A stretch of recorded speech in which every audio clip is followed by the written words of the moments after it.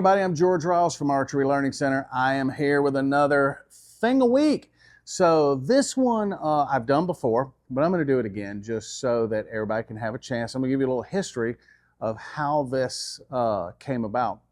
What I'm going to cover today is creep tuning. And creep tuning helps you set the timing of your bow to be exactly where it needs to be by shooting it. So before I get into that completely, I just want to remind you again that you can take lessons from me at improvemyarchery.com. If you go there, you can look at my schedule. You can pick a date and a time that works well for you. You can take it online via Zoom, or you can come here to Archery Learning Center and take your lessons in person. You can also bring me to your club or your pro shop, and I'll do my weekend workshop. So send me an email if you want to organize a weekend workshop for your club or pro shop. So creep tuning. This is where creep tuning started. Creep tuning started back in the day. This is one of my Hoyt bows from yesteryear. As you see, they really thought brace height was super important, and they wanted a long axle-to-axle length. This, in 1987, was the most forgiving bow money could buy, right? So one of the things that they have are these round wheels here. All the target bows had round wheels, and you see here, this is the power side, and you see that wheel is round on top of a round. So I'm going to try to show you, if you'll focus, Jonathan, on this wheel right here. When I pull this wheel back, you see there's no real wall, and everybody always tried to shoot that in the valley, and you see how much sponge there is in the system, and you had to shoot this at the exact same draw length every time, or it might hit high or low. And the reason that it would hit high or low is if these cables weren't exactly the right length, the timing could be off just a little bit. And back in this day, you'd have 50 people that could win the tournament at any point, and the guy who was better at setting up his bow and tuning was the one that ultimately ended up winning the tournament. And creep tuning came from this because it's really hard to look at this wheel and tell whether if it's in time.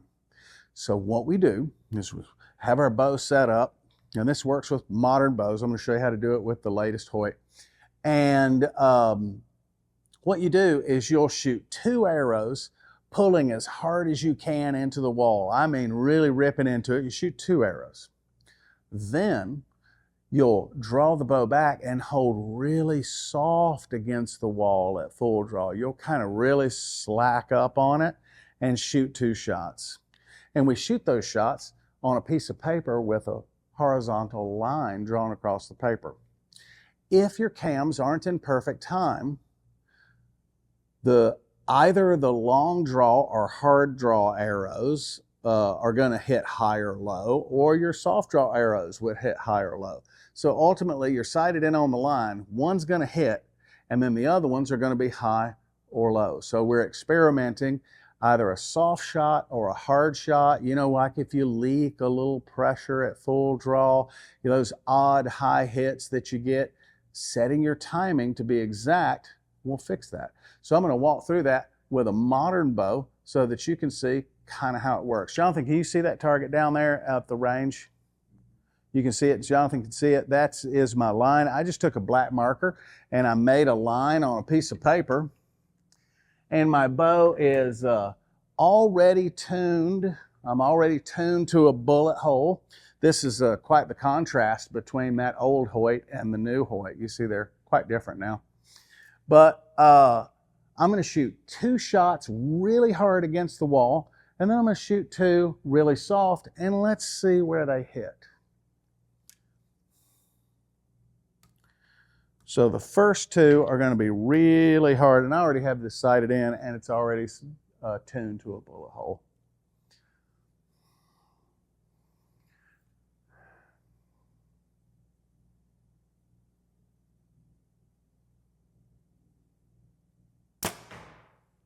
Okay, that's arrow number 1. And arrow number 2.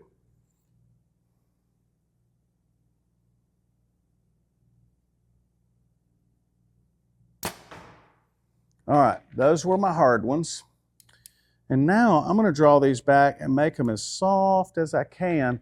And modern bows, the valley is really narrow, so it'll kind of, take you. So you're not going to creep up so far that it tries to pull the string away. You're just going to get really slack and soft on the wall.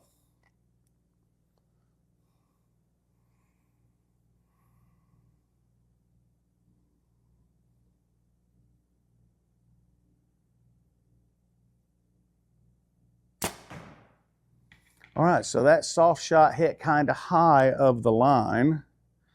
Let me shoot another.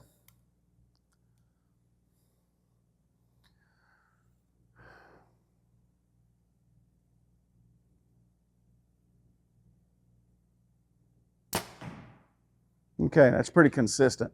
So you'll find out that when you're doing the soft draw, that it's really hard to be steady because you're really leaky with pressure. So that'll be a demonstration for you about how important it is to pay attention to the tension that you have between you and the bow. It gives you a much steadier aim. So we're going to walk down to the target, take a look and see what we got, and then I'll show you the remedy. All right, so here we are down at the target. These 2 shots here that hit low, they were my very hard against the wall. And then these 2 shots were very soft, just as soft as I could hold it against the wall, are right here. And you see they have moved a little bit. And if you look at this target here as an example, this bow is a little bit out of time, but if I just kind of, look at what the discrepancy is here, see that changes me from the top of the 10 to the bottom of the 10 with just variances in pressure at full draw.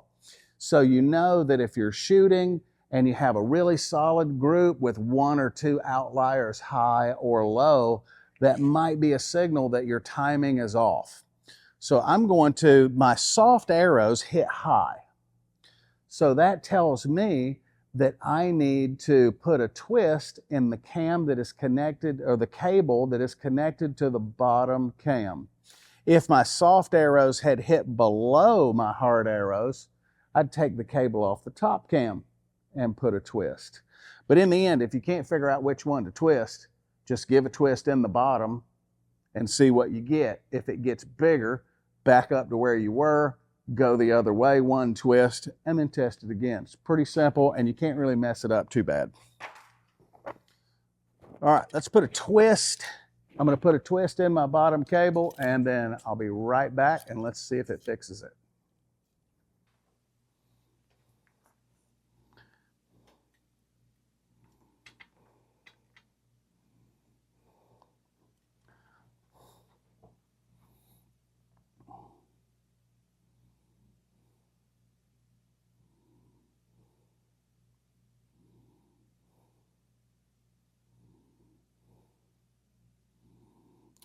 I actually needed to take a twist out.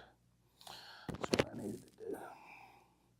Okay, so I put a twist in this cable here, and I'm going to retest. As you see, it wasn't really enough to miss the Vegas 10, but it's definitely worth spending a little time and getting it exactly right.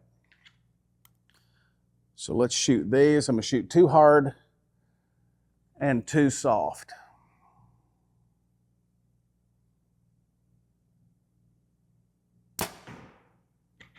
That's just at the bottom of the line.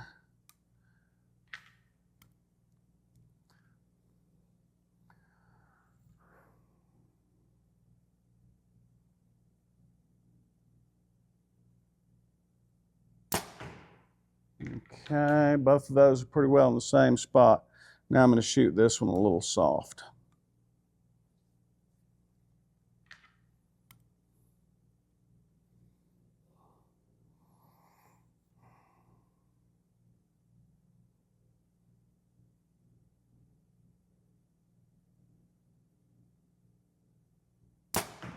You can really see how hard it is to hold steady when you're doing the short draw or the soft shot.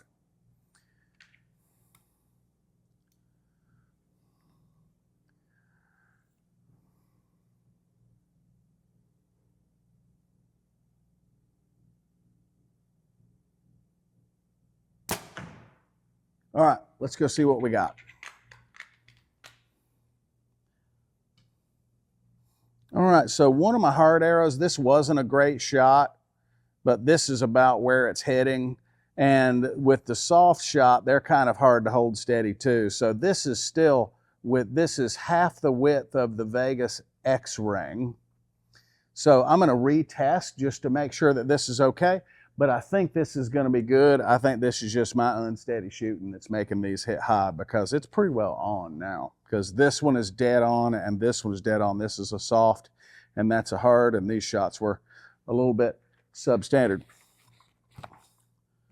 Now you may notice, if you have an older bow, you may notice that the top cam ends up a little bit ahead. It doesn't visually end up in time. And the reason behind that, in the older years, like in the 2010, 2011, 2012, folks would arbitrarily set their top cam just a little bit fast because the center of the bow was right here at the throat of the grip. So the top cam has to start just a little bit early to keep the knot flowing through the center of the bow, because the center of the bow is below the arrow. Nowadays, the center of most bows is the center of the arrow, or the arrow rest mounting holes is the center of the bow. So when you set your timing and you eyeball it to be dead center, it's pretty well going to pass this test. But it's always a good idea to shoot it in to just make sure that it's exactly right. And when it's not going to be a good shot, let down.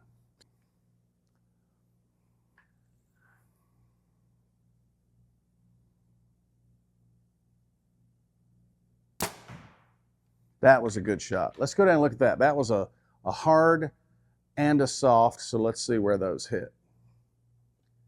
All right, so both of these hit the exact same spot. So all I'm going to do is put a couple of clicks on my sight to get these dead center on the line, and I'm done. So the creep tune test says that this bow is in perfect time, and because the center of the bow is the arrow on a Stratos, when I check it in the draw board and visually inspect the timing, it's going to be pretty well dead on. So that's it for today's Thing a Week for how to shoot your timing in, or creep tuning, as I like to call it. And see us next week for some other really cool tuning techniques.